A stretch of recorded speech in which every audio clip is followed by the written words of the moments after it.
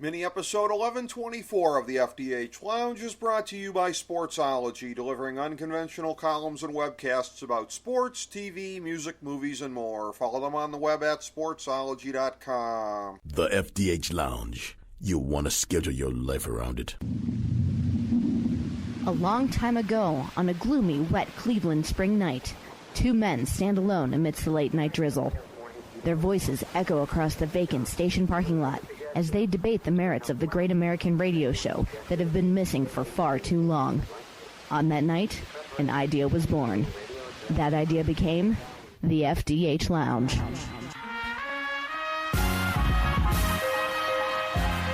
Welcome to the FDH Lounge. Hello everyone, welcome to FDH Lounge mini episode number 1124. This is FDH Managing Partner Rick Morris here. Two of our favorites back in. These are especially two of our favorites when we can get them together. You can catch these gentlemen regularly, of course, on their own podcast, Kallas Remarks. Of course, good friends Steve Kallas and Joe Staszak. You can also hear having Steve make appearances with him. 97.5 The Fanatic in Philadelphia, Joe's great show that he has there. And again, it is always a pleasure to get these guys on together. Steve Kallas, longtime contributor, one of our longest-running FDH Lounge dignitaries. How are you, my man? All good. Looking forward to doing this with both of you guys. Excellent. And good friend Joe Staszak, longtime media heavyweight in Philadelphia. How are you, my friend? I'm doing yes, boys. Love to do the show with you guys. Looking forward to it. Oh, this is going to be great to break down. And again, as I mentioned off air, I'm going to be in a good mood on this one. I'm going to be in a real good mood on the next one here. Very rarely do I get the daily double, Stanley Cup Finals and the NBA Finals going my way. But anytime a Boston team goes down in any sport, I am there for it. And again, I was kind of pessimistic heading into the finals because, again, it has really kind of seemed like in recent years that the team that is more experienced at this level has really done better. And for St. Louis, again, outside of the 2016 Western Conference Finals, they've been a team, they're in it every year. They just never make it to the very end.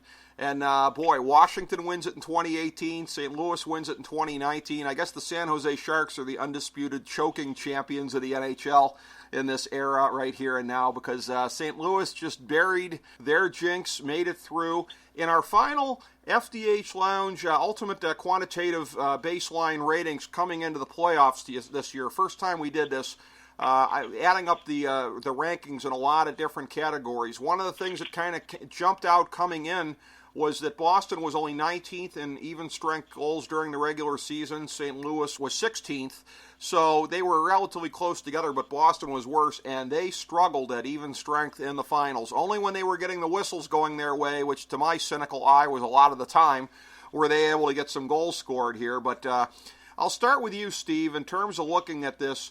You had coming into the finals here this narrative on the one hand. Boston was going to be dealing with a lot of rest, such that, again, they could really struggle with that. And it's funny because there was that whole daisy chain of sweeps that happened in the Eastern Conference here. Islanders sweep Pittsburgh. They get swept by Carolina. They get swept by Boston. Boston gets a lot of rest there. They took St. Louis to the 7 games, and they came back in Game 6. They were down 3-2, so you would expect more of the problems, I guess, to manifest early on if they were going to be dealing with rust.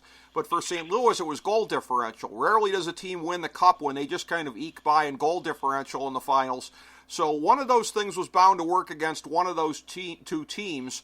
I'm not sure it was rust that took down Boston, but St. Louis edges by with a very, very tiny goal differential, almost historically low for a cup champion. It was a great matchup on paper. It was great to see how it played out. And, Steve, 7 thrilling games. And, again, St. Louis finally breaks through in the end.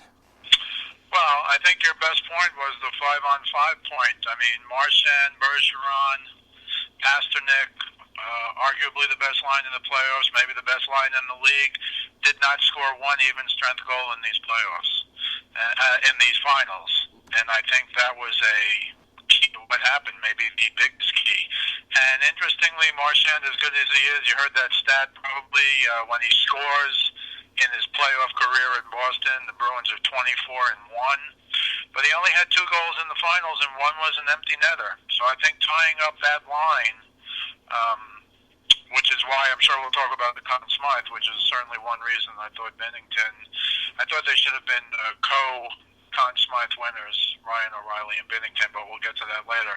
But I thought that was the key. I will have to point out, even though I know you're very happy, I do have to point out in the key Game 5, there was a play, an uncalled tripping penalty when Tyler Bosek clearly tripped Noel Arciari right in front of the referee when Boston was down 1-0 and they would have had a power play, which of course was their bread and butter.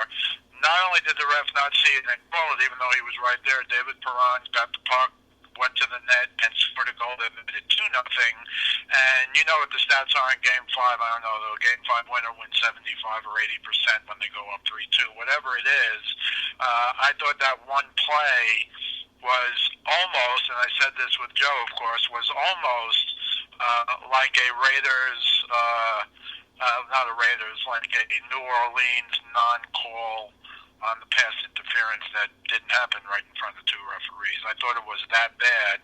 On top of that, in Game 5, Barbashev, who did not get a penalty, he cross-checked somebody or hit somebody in the head. I think it was Matt, no, I don't remember who he hit, but he was suspended for Game 6. Oh, he hit Marius Johansson. He was suspended for Game 6. It wasn't even called a penalty in Game 5. So I thought Game 5 was the obviously biggest game. Whenever it's 2-2, Game 5 is the biggest game unless you get to Game 7. And I thought that really was a black mark for the referees. That was my personal opinion. In fact, I just found this out today. The referees in Game 5 were viewed to be so bad. They had two sets of referees in the finals.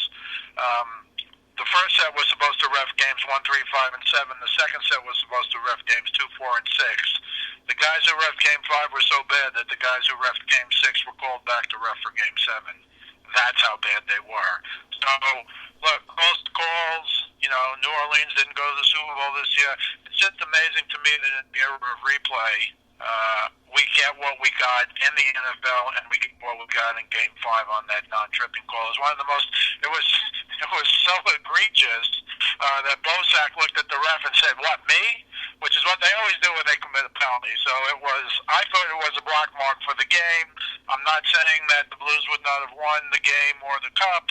I'm just saying in a Game 5 to have that, and the guy suspended when it wasn't even a penalty call during the game. That's a big problem for the NHL, in my opinion. Well, again, this is not going to sound anything other than biased on my part, but you know what? In watching these games and all the dives that the Bruins were taking left and right that they were getting away with, I mean, to me, that's a little bit of cosmic payback. I realize that I'm not delivering the unbiased commentary that some might be looking for, but to these jaded eyes, everything evened out in that one moment there, even if, unsurprisingly, the folks up in Harvard might not see it that way.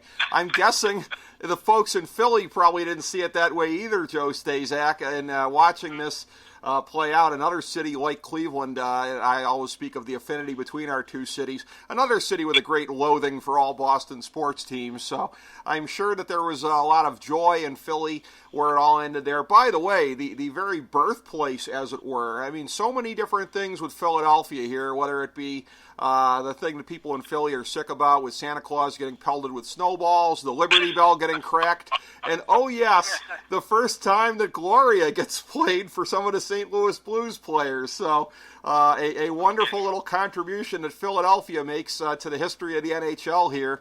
And I said to good friend Russ Cohen, who was at Game 7 covering it, FDH Lounge dignitary and sportsology proprietor Russ Cohen, I said, please tell me somebody on the Blues bench has got a ghetto blaster to play Gloria after the game's done. There needs to be somebody skating that out on the ice.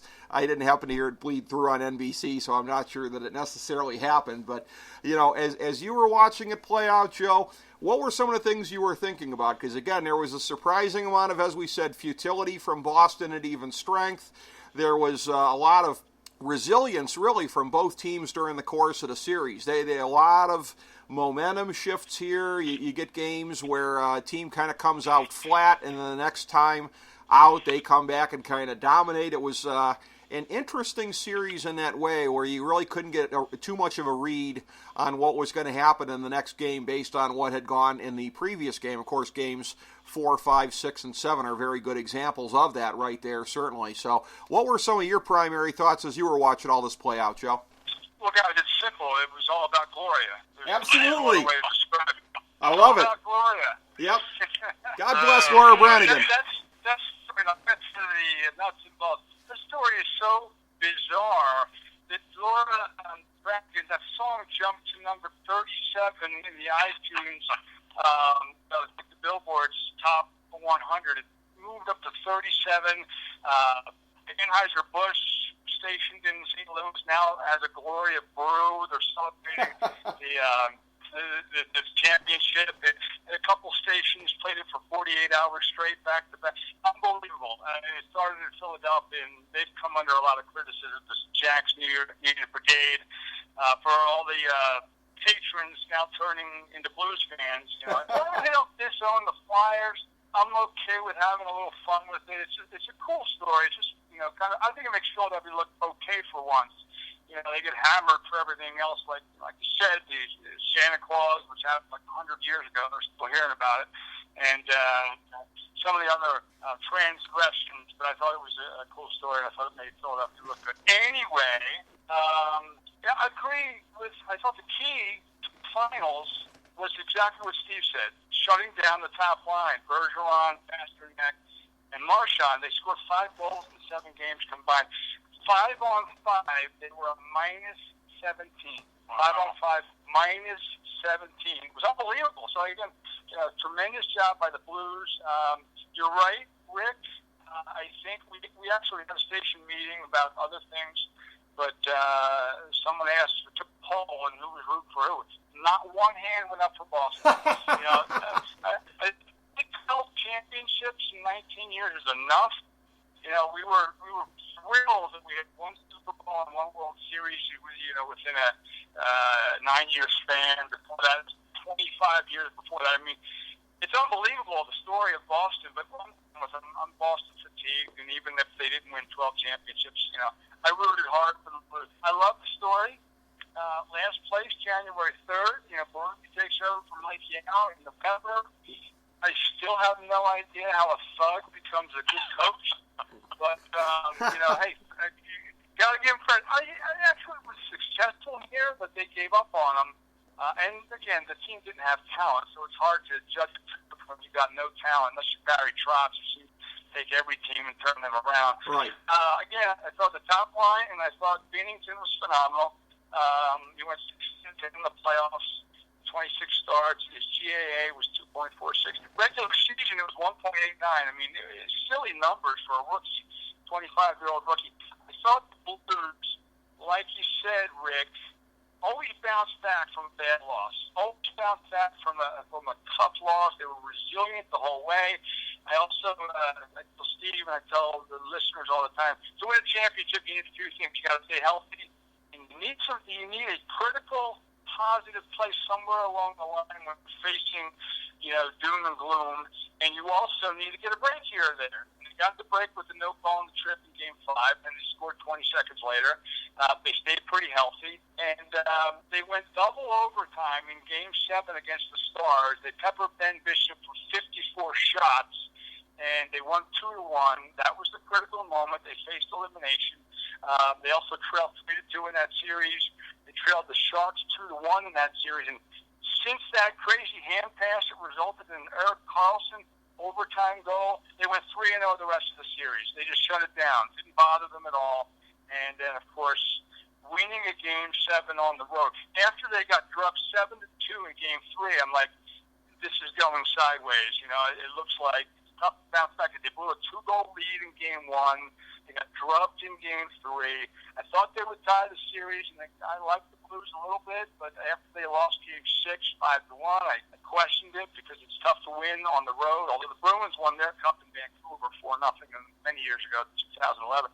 But it's not an easy thing to do. And they only got 20 shots on Tuukka Rask, converted on 4 of them. Not his best game, but they were pretty good opportunities from the Blues. I thought their forechecking was superlative. seemed like they won every battle for the puck. But Bruins were a little off. Fanned on some shots, pucks going under sticks, getting caught in their feet. It just wasn't their finest moment. But again, I love the story. They are the last of the expansion teams in 67, 68 to win a cup. If you count the Golden Seals that went to the Cleveland Barons, and then they went to Minnesota North Stars, they merged, and then Dallas won a cup. I don't know if you can count that. Other than that, last team in to win a cup.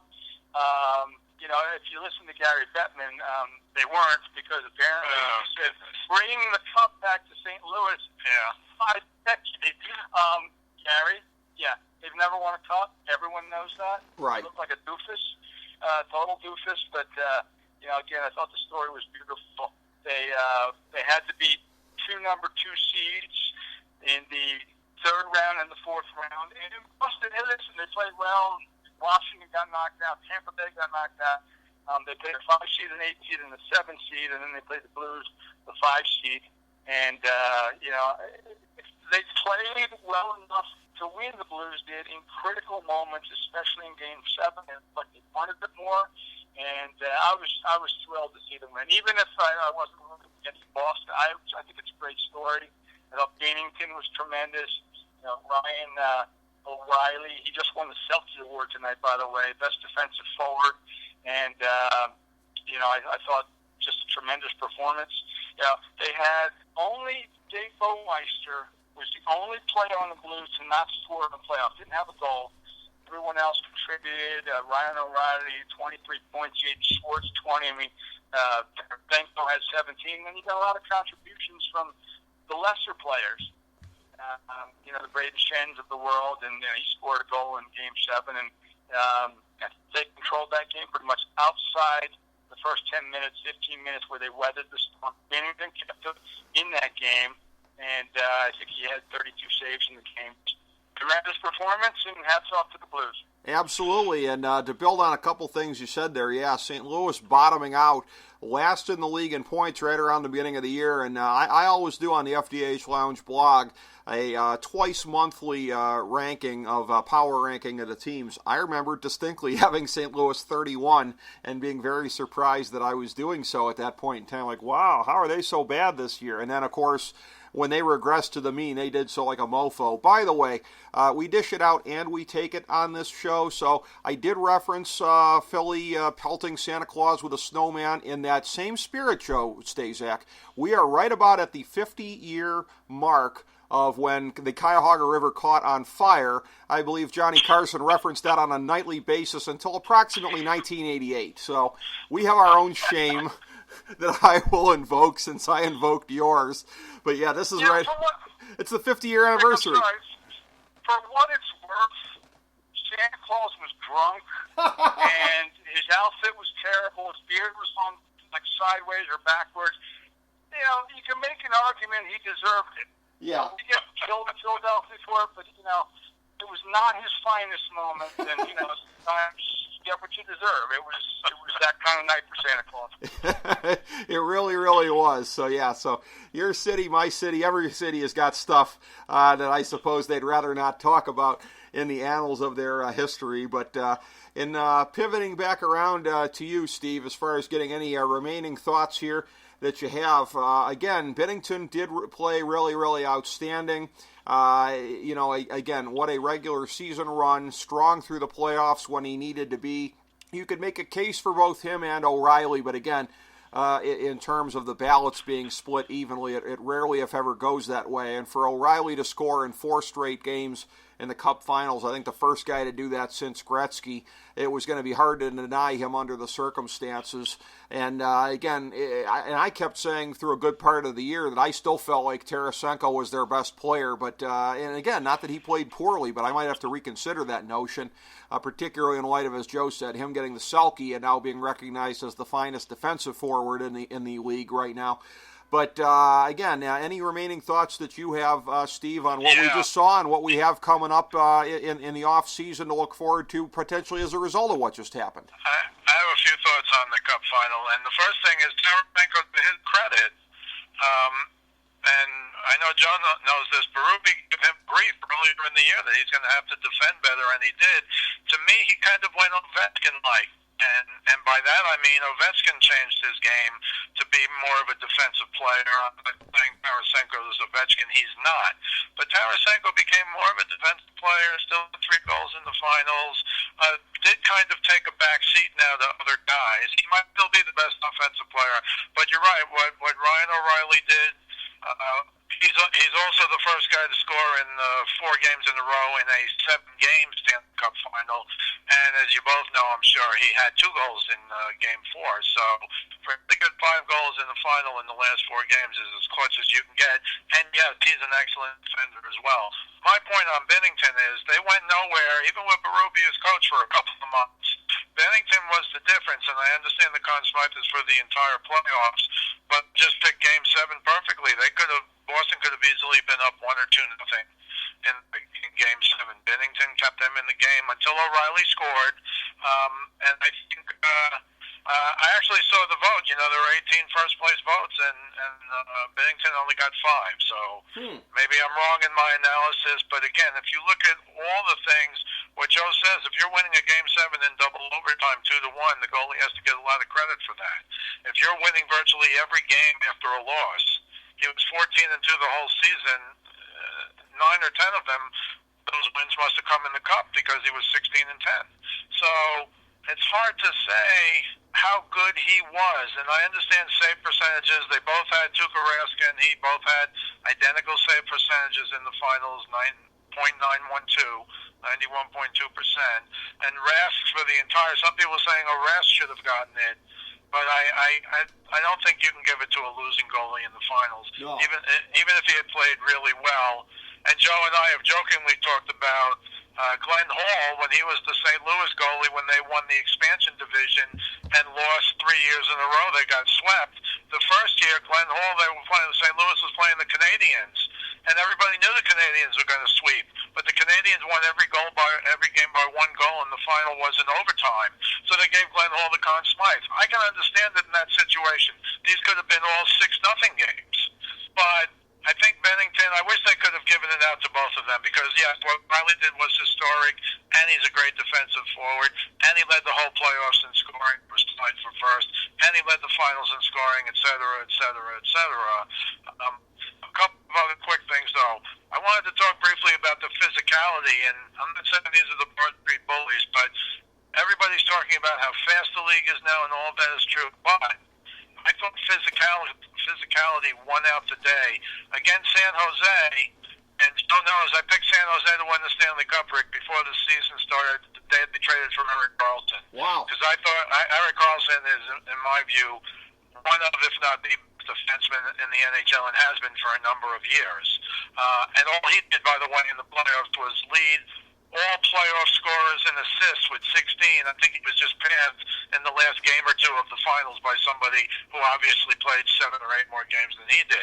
But the plan, and they made no bones about it, St. Louis's plan was to beat up, legally, was to beat up Erik Karlsson and hurt him, and did. And he got hurt a couple of times. He was not Erik Karlsson for a lot of that series. And so too in the finals, and I'm kind of against this. I don't recall, maybe you guys do, I was even trying to look it up. I don't recall people getting suspended in the Stanley Cup finals. St. Louis did not 1 but 2 guys, one play of which was not even a penalty called in that Game 5. Right. So I think there's something to kind of the return of toughness. I read something from the I think it was the St. Louis GM who said, we only want big defensemen, and all the defensemen are gigantic. Mm-hmm. You know, Boston has the Krug guy who's like 5'9". Mm-hmm. Not a very good player. But there is a theory now, if they can skate, that you want gigantic defensemen, and I'll say physical punishment is back. Look, the West has been bigger than the East for a number of years. They're just bigger. San Jose, the Kings, and now St. Louis. These guys are just bigger. Those teams, for whatever reason, or maybe you have to be big to compete in the West as opposed to the East. I think the East would be a little faster. But I think that's a little bit of a change, and I think you're going to see guys now try and get skating big men, if you will, and inflict a little punishment. Not fighting. Fighting is way down, but just general hard checking. Not that Boston didn't do their own. They did. But I think that was a big part of what made the St. Louis Blues champion. I'm not taking away from the skill, but I think that was a big part of what they did both to San Jose, and again, Philly admitted it. Announced at the second of the game, yeah, part of the game plan is to hit Carlson every time we could, and he got hurt a couple times in that series. So it worked out. They won the cup. I think Game 5 was a little not cool. That's just me. I think I don't want Boston to win, certainly either. But I just thought it was the other thing. We'd be remiss if we didn't mention. Joe kind of brought it up. St. Louis on the road. I've never heard of such a thing. They were 10-3 on the road, 6-7 at home. I haven't heard any reasonable explanation for that. But once they stayed the course early and Binnington made those saves and then went up 1-0, I thought that was the game. But unlike Joe, and I give Joe Staszak a lot of credit on the air, he liked St. Louis. He liked them after that 7-2 game. I did not. He liked them after that 5-1 loss. I did not. But they got the job done, and, you got to give them credit. That's right, yeah. There's no question about it. And yeah, the physicality did play a big role in that. Boston being a physical team as well in their own right, so that was one of the things that made for a very interesting merging of styles here in the finals. Turning to you, Joe, any remaining thoughts that you have on this year's Stanley Cup Finals? Well, just, Steve talks about this all the time. It almost can't happen in basketball, and it can happen in football at the 6 seed. Packers did a few years ago. When they won their title in 2010.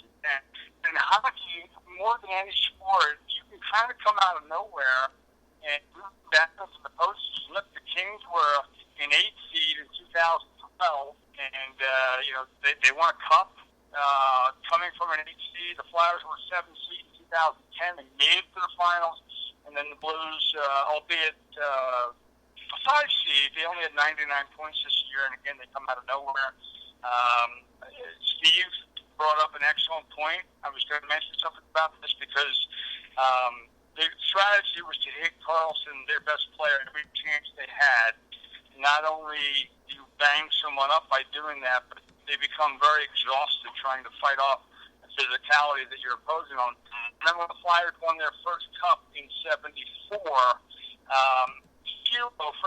Freddie the Frog, his game plan and his strategy was to hit Bobby Orr every chance they had, every opportunity they had. They won the cup. And I remember Joe Watson, defenseman for the Flyers, happened to be, I used to work with him, a friend of mine. He told me, and he used to room with Orr before they both proposed. He said he was having a beer with Orr afterwards. Not right afterwards, but like weeks later, Orr said, you guys ran me every chance you had, and it exhausted me, and that was one of the reasons that they, kind of came up short in that. And I think that's the reason, one of the reasons Sharks came up short in that. He did have a big goal in overtime with the hand pass, but it was so resilient.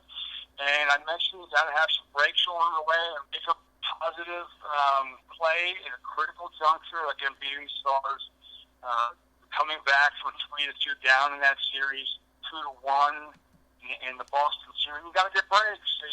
There was a no call that resulted in a goal that made it 2-0. And I thought the critical moment in Game 7, Boston had the puck in the Blues end with about 18 seconds left. All of a sudden, Blues take the puck and they start to rush.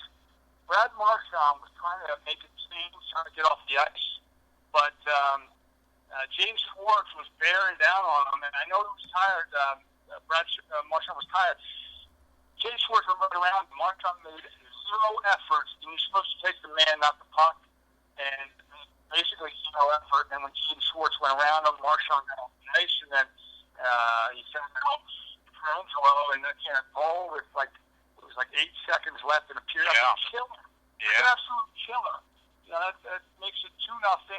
And then they did a lot of dumping. The Berube strategy was dump and chase, and the forecheck again I thought was superlative. And it just goes to show you that a team can get hot at the right time, which you mentioned it all the time. You got to have a hot goaltender, which they had. Kind of balanced scoring, and you need a star, and they had 2 stars in Binnington and Ryan O'Reilly. And I can't say enough about what they did. They faced elimination and a couple times, and they came through. And I thought their effort was superlative in Game 7. I thought they deserved to win the cup. Yeah, very much so. And again, the Marchand thing, that really was huge. That was a moment that really just kind of sealed what was going to happen. And again, I join all of America in saying couldn't happen to a nicer guy as far as how that played out. So, yeah, this was a great story that let me editorialize one more time and say ended the way that it should have. # Play Gloria. And all of that, and the summer of Laura Branigan continues to unfold, and I'll tell you what, man, that could be like a made-for-TV movie as far as like her manager and everything like that, to go from being like somebody's number one fan to all of a sudden becoming their manager, then boom, tragedy hits, keeper of the flame, but it's a low-profile gig all these years, let's be honest, and then 2019 happens, and this woman is being invited to St. Louis to represent her in the finals and everything like that. What a great story for her to be able to represent for her idol/client. And that's the only thing. It just, if only Laura Branigan could have been here to see this, but it was an amazing story nonetheless, and one that, again, it was a pleasure to be able to see and a pleasure to be able to talk about with you two gentlemen. Thank you both very much for being here today. Thank you, everybody, for checking out FDH Lounge Mini episode number 1124. As we bring the show to a close, we would like to extend our deepest gratitude to NBC, CBS, ABC, Fox, all Clear Channel affiliates, TNT, TBS, USA, UPN, Deadspin.com, YouTube.com, YTMND.com, MySpace.com, various blogs, Fox News, CNN, CNBC, MSNBC, IamBoard.com, Billboard.com, Google.com, ESPN, ESPN2, ESPN News, ESPN Classic, NBA TV, NFL Network, Sports Time Ohio, Athlon Magazine, Comedy Central, Cartoon Network, The Boomerang Channel, QVC, BET, The Spice Channel, Steno Notebooks, Manwich, Papermate Office Supplies, Waitresses, Strippers, Bartenders, Garbage Men, Janitors, Microwave Popcorn, the writers of The Office, Scrubs, Entourage, My Name is Earl, Oz, Metalocalypse and the Boondocks, Aquafina, and the periodic Table of Elements.